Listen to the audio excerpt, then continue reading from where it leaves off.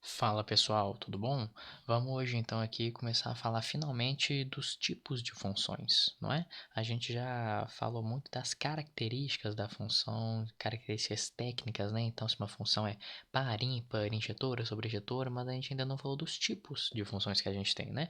E o primeiro tipo que a gente estuda é o de função afim, que é a função do primeiro grau, como ela é conhecida, né? Então, vamos falar dela aqui, é bem tranquilinho, não tem muito mistério, tá certo? Então vamos lá, gente. A equação geral de uma função afim a gente define desse jeito. A gente fala que f de x é igual a x mais b. Beleza? Toda equação do primeiro grau, toda função do primeiro grau vem assim. E a gente chama inclusive do primeiro grau porque o grau do x aqui é 1, né? Beleza. Daqui a pouco a gente volta aqui, mas vamos só falar isso aqui, ó. O gráfico dessa função, a gente vai ver daqui a pouco, é uma reta, ok? Toda função do primeiro grau tem como característica da curva uma reta, ok? Reta, isso. Vamos lá. E o que é a raiz da função, gente? A raiz da função é simplesmente onde ela cruza o eixo x, tá certo? Então é onde cruza. Esse cruza ficou horroroso. Cruza o eixo x, beleza?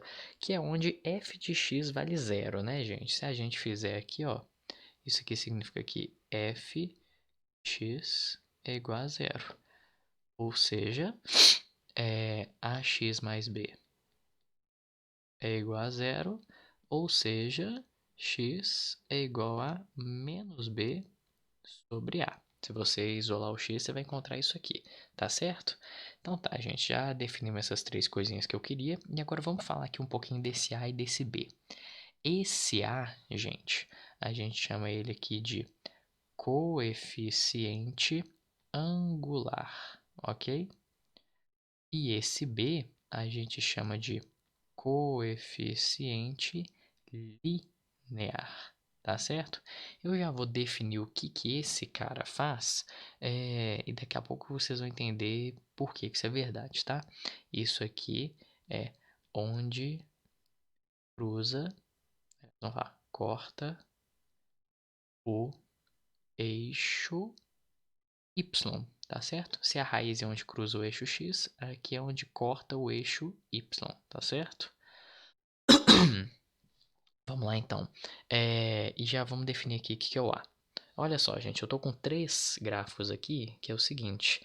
Existem três cenários para uma reta, igual a gente sabe. Essa reta, ela pode ser, primeiro de tudo, uma reta crescente, né? Então, vamos fazer ela aqui assim. Ela pode ser decrescente ou ela pode ser uma reta horizontal, né? Pode ser isso aqui. E o A que interfere nisso tudo, tá certo, gente? Bom, essa reta crescente, ela é quando o nosso A é positivo, tá certo? Aqui o A é maior do que zero. Aqui, se a reta é decrescente, vocês devem imaginar que o A é menor do que zero. E aqui é quando A é exatamente zero, A igual a zero. Por quê? Olha só, nesse caso, eu tenho que a f de x é igual, né, a x mais b. Mas se o a for igual a zero, então eu tenho que f de x é simplesmente igual a b, né? Porque isso aqui vai simplificar para zero, então b, como é um valor, né, vai ser uma função constante, tá certo? E eu já falei aqui de uma vez porque esse é o caso mais simples. E aqui é onde fica um pouquinho mais interessante, né? Olha só, gente, vamos definir um ângulo aqui antes de tudo, que vai ser esse ângulo aqui, θ, tá certo? Vou fazer um pouquinho menor, um segundinho. Aqui, isso. E agora nós vamos definir dois pontos aqui nessa reta, tá certo? Olha só. O primeiro vai ser esse aqui. O segundo vai ser esse aqui. Esse ponto que a gente vai chamar de x0 e esse aqui de x. Como para manter a coerência, né? Esse aqui é x0, esse aqui a gente vai chamar de y0 e esse aqui a gente vai chamar de y, ok? Aí agora, gente, eu vou fechar esse triângulo aqui. Olha só. Aqui e aqui. Beleza? E esse ângulo aqui, vocês podem ver que também é o θ. Por quê? Porque aqui essas duas retas são paralelas, né? E esse ângulo aqui vai ser então correspondente, porque aqui é a mesma reta, né? Praticamente. Praticamente não, é a mesma reta. Então, beleza, né? Já deu para entender que ele é o θ. Agora, quem são esses catetos aqui? Esse cara é o que a gente chama de delta y. Por quê?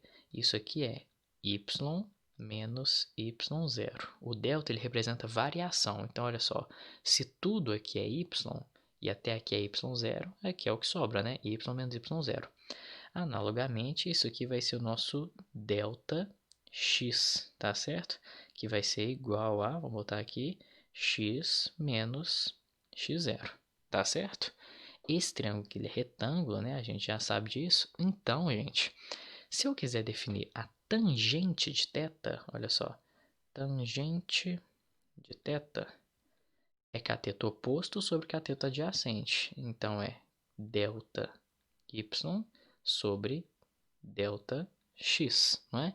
E esse valor numérico que a gente encontrar é exatamente o nosso A, entenderam? Então, o A, que é o coeficiente angular, ele nos dá esse valor, que é a inclinação dessa reta. Quanto maior a tangente, mais inclinada ela é. Só que, se o θ aqui passar de 90 graus, ele virar esse ângulo aqui, né? Aí a tangente vira negativa, tá certo? Por isso que o A aqui é menor do que zero. E o B, né, gente? Por que o B é onde corta o eixo Y? Porque pensem só o seguinte, vamos descer aqui o gráfico um pouquinho. Aliás, eu vou fazer nesse canto aqui mesmo que está mais fácil. Aqui nós temos f de x igual a ax mais b, não é? O que acontece se eu fizer f de zero? Vai ser 0 vezes x, ó, 0x não, né? 0 vezes a mais b. Só que 0 vezes a, né, gente? Isso aqui é 0. Ou seja, f de 0 é igual a b. 0 é quando x está aqui. Então, quando x for 0, o y vale b. Então, é exatamente onde corta o eixo y. Então, esse cara aqui é o nosso b. Entenderam? Aqui estaria também o nosso b, né? E aqui, esse valor constante seria sempre o nosso b. Entenderam, gente? Então, é assim que a gente interpreta os coeficientes, né, da equação da reta. Agora, nós vamos falar do que a gente chama de estudo do sinal, tá certo? O que é isso? Bom, a gente já viu que assim, existem dois cenários para a nossa função, que é ela ser crescente ou decrescente, porque se ela for constante, aí ela não é do primeiro grau, né? Então, ela pode ser crescente, como a gente já viu aqui, ou decrescente, não é? Essa reta aqui, gente, é um fragmento do eixo x, tá? Vou deixar isso claro, vou colocar aqui, ó. Isso aqui é o nosso eixo x.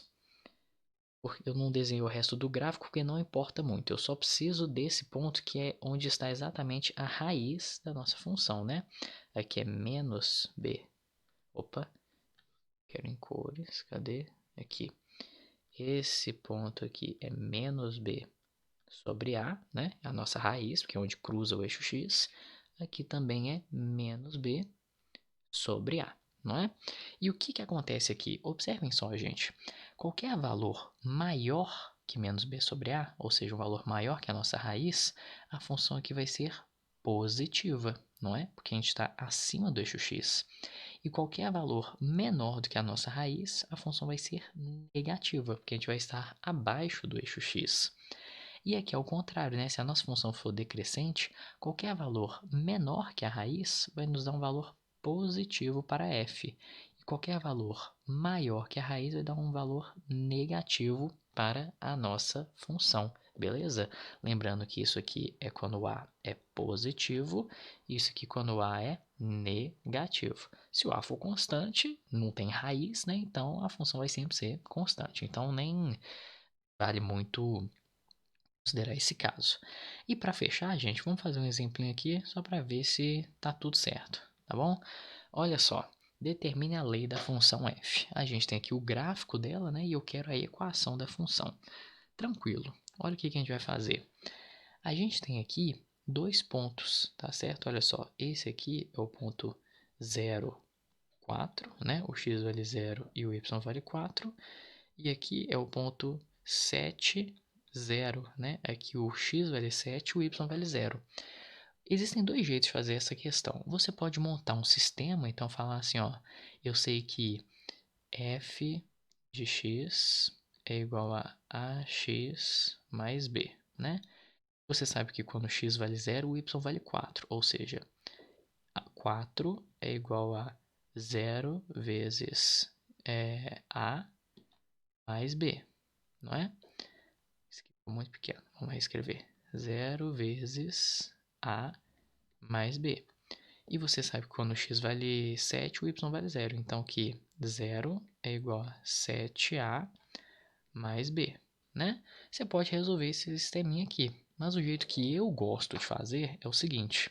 Eu vou fazer o a sendo o delta y sobre delta x, né? Delta y sobre delta x, que é o que eu mostrei lá em cima. Então, olha só. Aqui o y vale 0 e aqui vale 4. Então, isso aqui é 0 menos 4 dividido por 7 menos 0, né? 7 menos 0. Então, isso aqui vai dar menos 4 sobre 7, não é?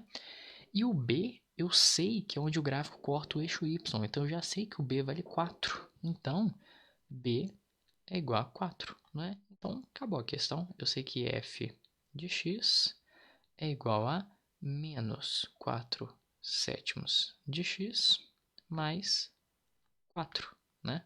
Eu já ia escrever mais b, mais 4. Beleza, gente? Então é isso que a gente precisa saber sobre função do primeiro grau.